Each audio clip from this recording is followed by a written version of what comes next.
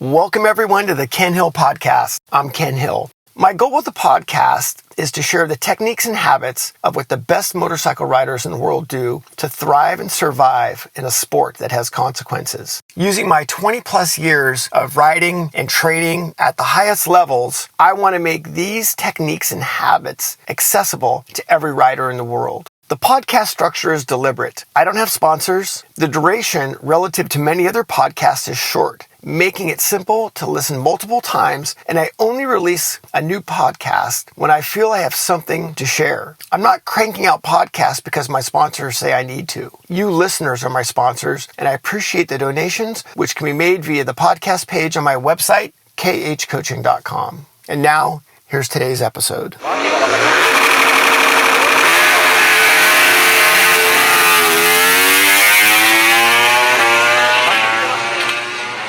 Welcome to the Ken Hill Podcast. This is your host, Ken Hill.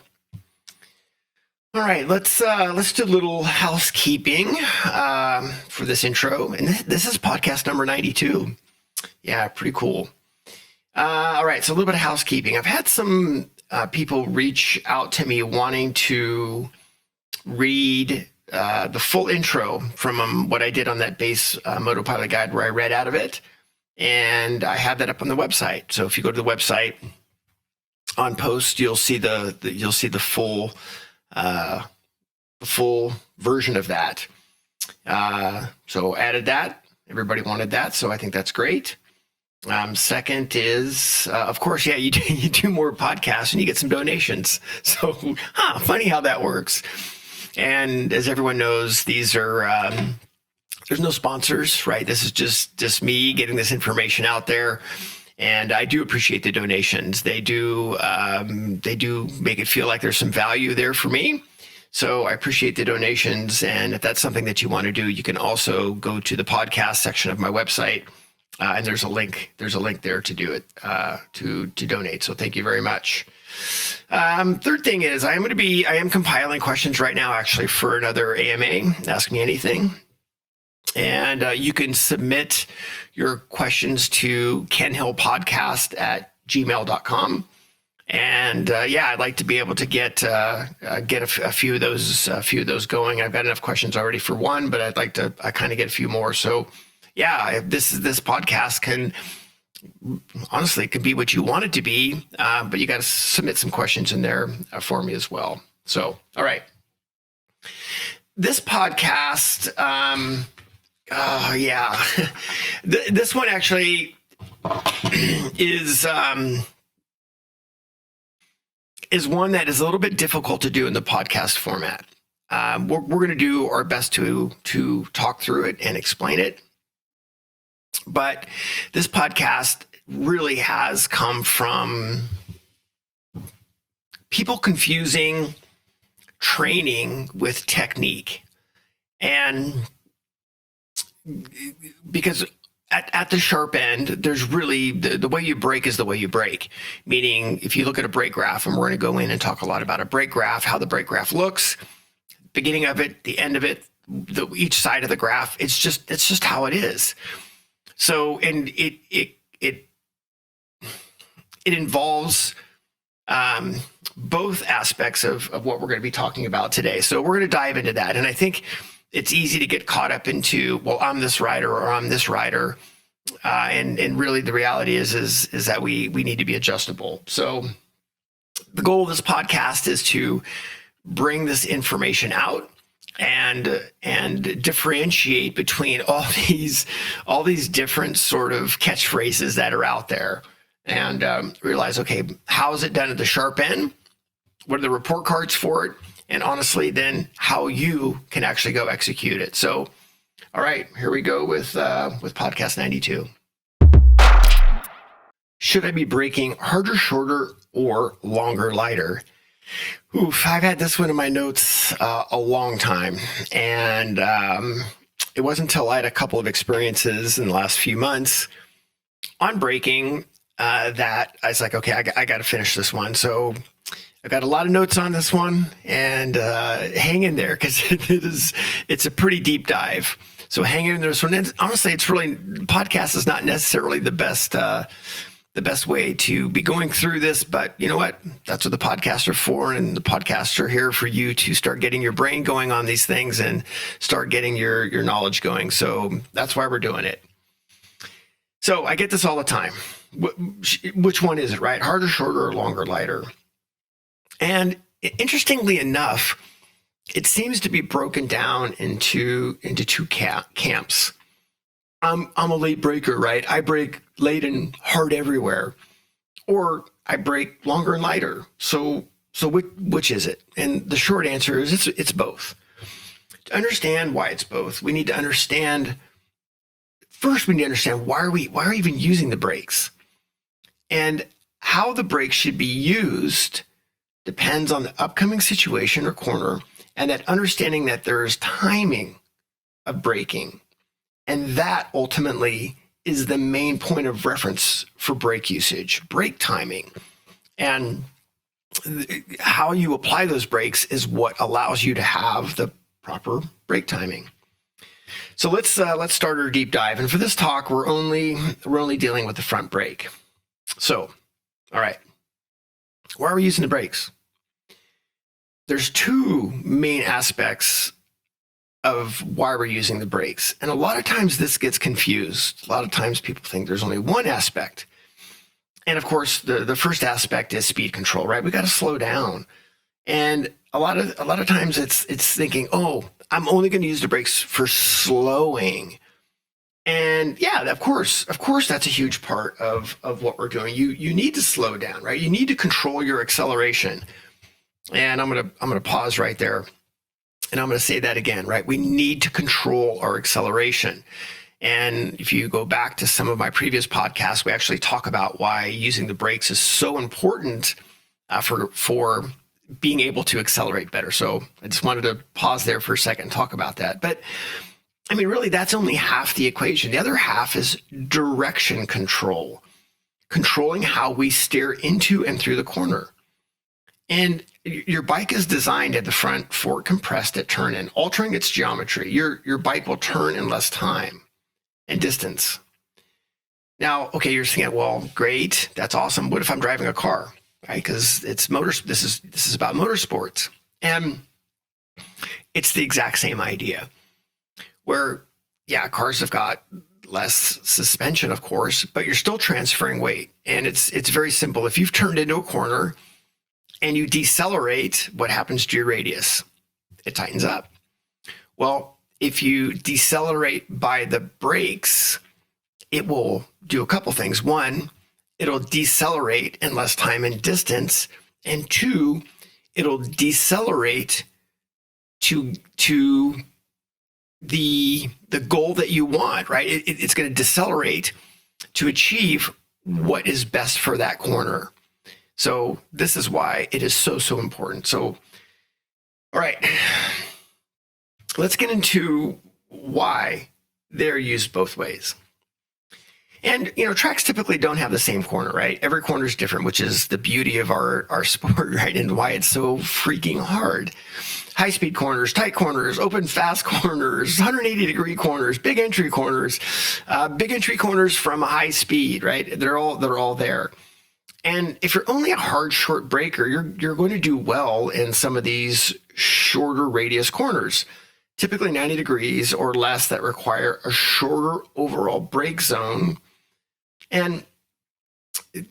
But that's going to make it tough on, longer entry corners or double apex corners, or corners that, just need a brush of the brakes for direction control. And we've got a lot more podcasts if you want to dive into that one. We're not going to get too crazy on that one. So you'll be good, but you're really going to lack the finesse it takes to get into some of those corners that require a different brake application than that. So now, okay, great. I'm only a lighter, longer breaker. Great. Honestly, you'll be great in entry corners, but you're going to struggle everywhere else. And the rider or driver will really never get up to a high pace, because a high pace demands high brake force to mitigate the time of acceleration. Yeah, you can go pretty good, but ultimately you're going to get limited. So this is why, again, this is such an important topic to distill. So a lot to unpack here. And let's be clear. This is, I think, in using my experience with this is the hardest part of learning to haul ass. This part, right? Understanding that a lot of it is on the entry, and a lot of it is in how you apply the brakes and understanding brake timing. And it's also the most individual. Okay, so let's pause there. What does that mean? Meaning that how you interpret what you want the bike to do is individual, even though it's going to do the same thing, right? You and I might execute the same braking, but we want a different feel from that. And that's why setup plays a part in you interpreting what you want, how you want the fork to compress. And fork setting actually has a massive amount to do with brake feel, a ton to do with brake feel. So it is a very, very important setting. So again, that though is you can regardless of where your bike is at, if it's in a well-working envelope, you can actually do quite a lot of it, and we'll talk about that. So yeah, the graph is the graph, right? How you do it at the sharp end is how you do it at the sharp end. But yes, it is certainly individualized on how you want the bike to react to that. A couple stories there, a few stories there actually. Is one, I was talking with a former Yoshimura Suzuki crew chief, and we were talking about riders in general. And he goes, Ken, I got to share something with you. He goes, and this is back when Tony Elias was on the team and Roger Hayden on the team. And he goes, these guys are within two tenths of a second. Their brake graphs look fairly close. Their bikes couldn't be more different. And when I mean more different, I'm not talking like a turn of preload different. I'm talking the geometry of the bike was 20 millimeters different front to back. Fork springs were different. All these things were different, but yet they were able to achieve the same thing. And that's part of what I do want to mention about the individuality when it comes to the setup of the bike, right? There is something there on how you want the bike to feel so you can get the desired result. Second story on that is we had Ben Spies at one of the Yamaha schools, and we were talking with Spies and talking about testing and just different things with the bike. And he goes, yeah, and he goes, honestly, the shock, I really don't care. He goes, the exits are the exits, and the exits aren't really that hard. You're just trying to get the bike accelerating as quickly as possible and trying to get it stood up. He goes, it's not that big a deal. He goes, we did a shock test. They put 3 different shocks on the bike, and he goes, I honestly couldn't tell any difference. He goes, now the fork. He goes, I know my fork. I know what I want, and the fork has to be a certain way. And that's, for me, that's the most important way of getting into the corner as quickly as possible and being able to get the bike picked up and driving. And I'm like, okay, yeah, now we got something. So yeah, it is how you set the bike up is very individual, so you can accomplish what we're talking about. And then lastly on this particular one was working with Hayden Gillum. And Hayden was absolutely positively of the late braking, hard braking camp. I mean, and to this day, right, there's very few riders that can brake as well as he can in Moto America. But as we worked with Hayden, we actually were able to, we didn't get him to necessarily brake earlier or later. We got him to brake more efficiently. And by doing that, we actually were able to soften up the front of the bike, which led to a lot of other really great things. So yeah, there's a lot to this. And again, I just wanted to make some comments on the individuality. So setup is a thing, but setup is to give you the ability to do what we're talking about. And if you're thinking, okay, well, dude, I got to have the latest Öhlins front end or the latest K-Tech front end or whatever it is, nah, you can get away with a pretty well set up stock bike, unless it's really far out of the envelope, meaning it's not necessarily a sport bike to a degree. Again, a story on that is when we had JD Beach training with us, is we'd bring JD Beach out, and we were at Chuckwalla multiple times. And JD's training bike was essentially a stock R6 with slicks. And we started him on Q3s, and then we brought him up to slicks. And he was able to run at that time within a couple of seconds of the 600 track record on a stock R6 with slicks. So yeah, it matters, but you being an adjustable rider matters more. You have more control over this than you think. So, okay. Let's start this next part by defining really what a brake graph is and what the brake graph means. And I'm going to try to, it's very difficult without the visual cues here, but we're going to do our best to give something for you to picture. A brake graph, a proper brake graph, whether it's a car or bike, proper brake graph looks essentially like a shark fin. And there's some nuances to this for sure, but generally meaning that if you divide the brake graph between left and right, meaning the left side, if you go wherever the peak pressure is, peak pressure, and then anything from peak pressure left is the left side of the graph for speed control. Anything to the right of the peak, we want to think of that as direction control, or more of the entry.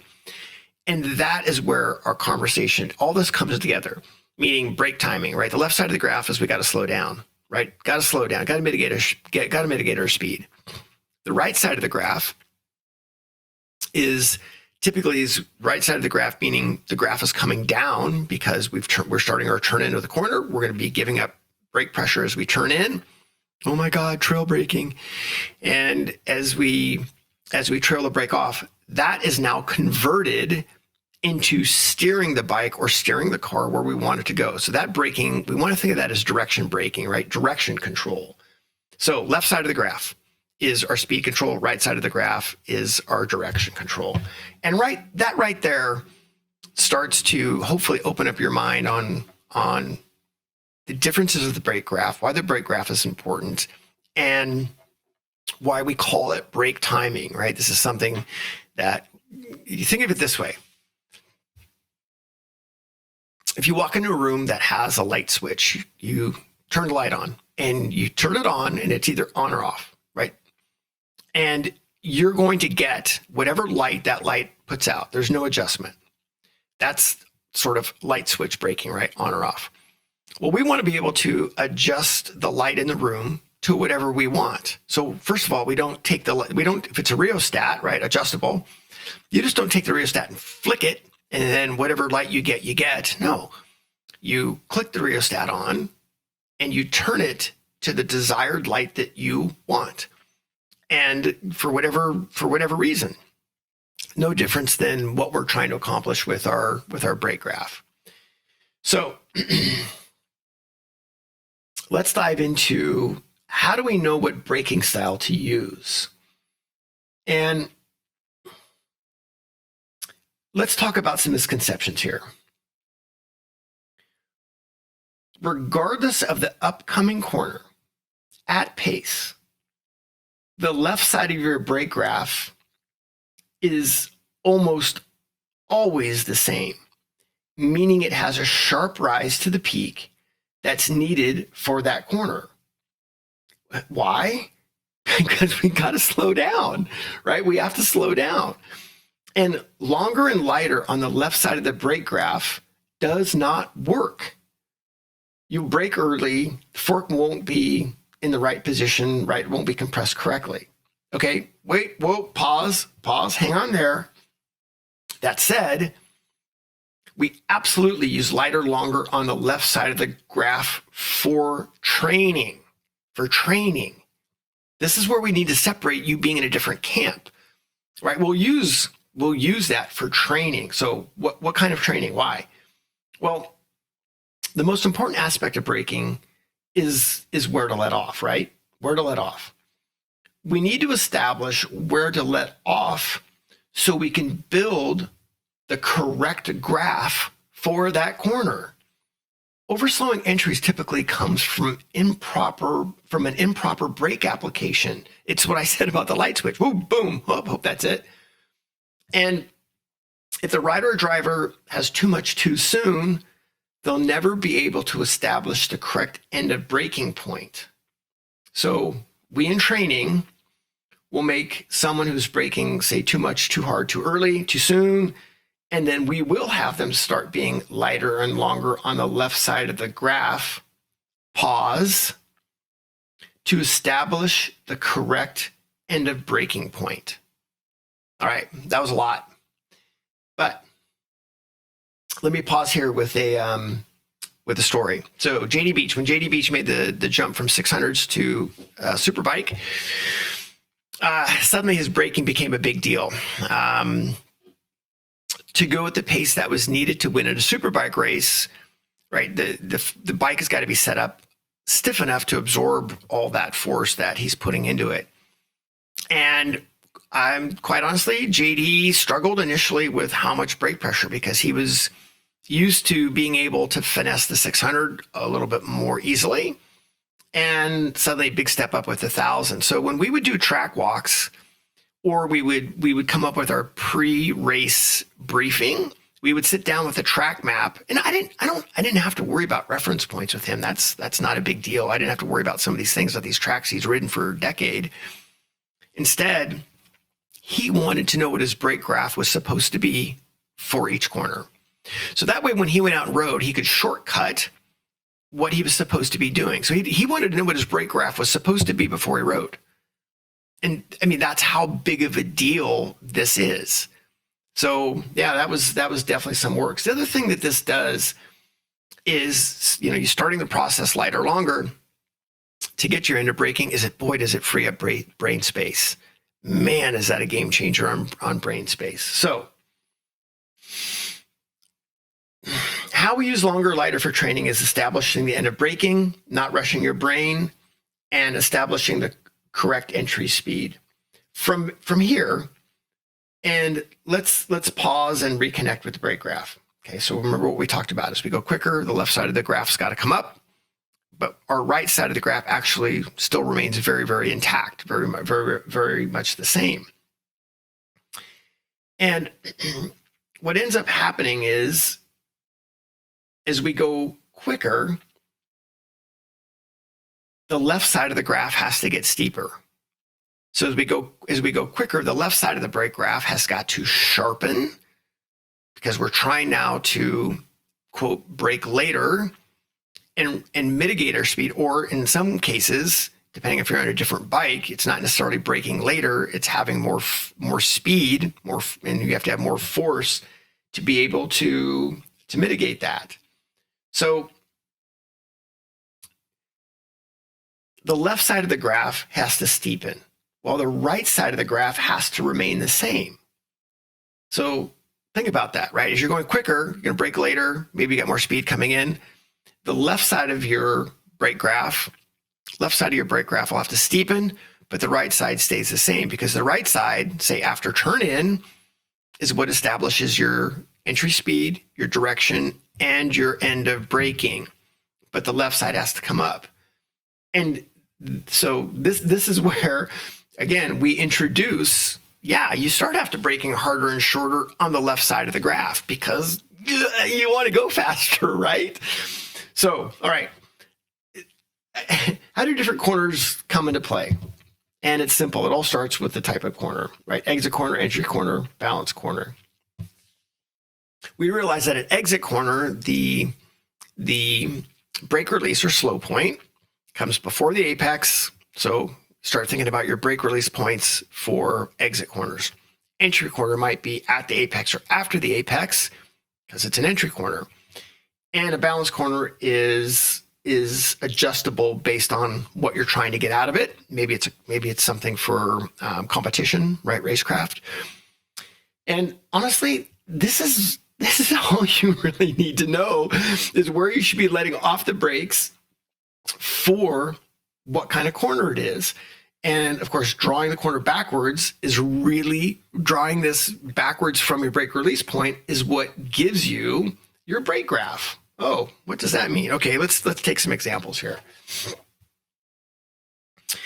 Let's use Laguna, right? Laguna Seca. Laguna Seca is undergoing a repave. Oh my gosh.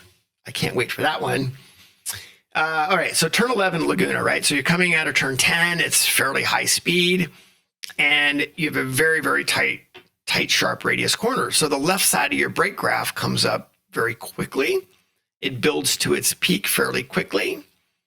And then the right side of the graph bleeds off quickly because it's a short radius corner. So again, that's how you think about that. Now we look at, say, turn 2, big long entry corner. So at pace, you'll still see you'll see a fairly sharp peak up, but it's slower getting to that peak because the longer's entry. The entry is longer. So yeah, there's still a peak, but it takes more time to get to that peak because the entry's longer. And of course, the right side of the graph is very gradual. Actually, the left side of the graph and right side of the graph aren't that dissimilar because of the way that corner's right out. That peak breaking and the release is not that much different. Then let's take a turn 4, right? Turn 4 is more of a corner that we use the brakes for direction. So it's almost like a little bit of a brush. There's still a peak on the left, or there's still a build to the left, and there's still a release. It's just not as high because that's what that corner offers. Turn 5 is actually very similar to, say, 11, other than because it's not as tight as a radius, the right side of the graph is longer than, say, 11 because the radius is more open. And then turn 7 is actually quite a bit like turn 2, where there's a slow build up to the peak and then a release up to the top. So yeah, there's a lot to this topic. So okay. Whew. How do you apply this? How do you start actually, getting going on this and starting your journey on this? And it starts with get a track map out. Identify what type of corner the corners are. And then from there, okay, so get a track map. What type of corner is it, right? Entry, exit, balance. And then you can put an X. Where is the slow point, or right, where is the brake release? And that right there starts your thought process of, okay, that's where I should be letting off the brake. And then on track, use your brakes lightly enough to have brakes left over to get to the slow point. So I'm going to say that one again, right? So as you go to ride, use your brakes lightly enough to have enough brakes left over to get to the slow point. So figure out how you're going to work that equation backwards, right? It starts with getting to your brake release point. As you add speed, build up the left side of your brake graph. So you build up the left side of your brake graph, but again, the right side after turning essentially stays the same. And as you come in and you can start to write your notes on this and start to see how you do. Did you end up braking so hard? Did you get it braking lighter? But then when you braked harder, did you not necessarily get to your slow point? Did you over brake? And those are situations where we'll say, okay, yeah. You need to be lighter, longer at the end of your braking, right? So we will use that terminology, but it's all going to be based individually on that corner. So, yeah, is it harder, shorter, or lighter, longer? And of course, we know now the answer is both. And we now know that it takes a fairly deep understanding of this topic to get it right. And I'm telling you, this is one of the biggest bangs for the buck in being able to ride any bike, anywhere, anytime, any conditions, is if you could figure this out. It's also one of the hardest things that we're going to do on the bike.